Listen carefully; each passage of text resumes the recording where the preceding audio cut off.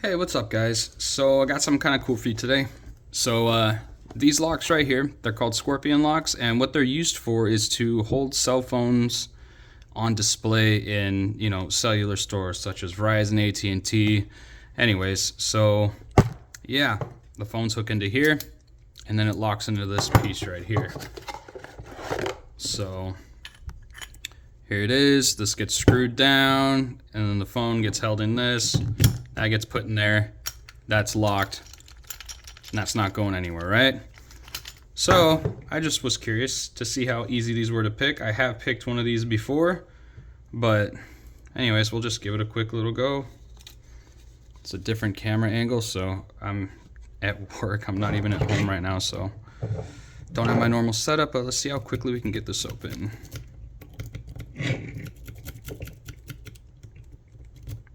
Of course, I'm not going to be able to get it open now. So, here we go.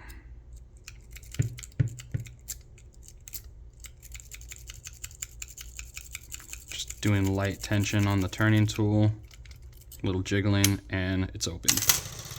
Then you're able to just take this, and yeah, pretty much it. But yeah, these are not very secure for what they're meant for.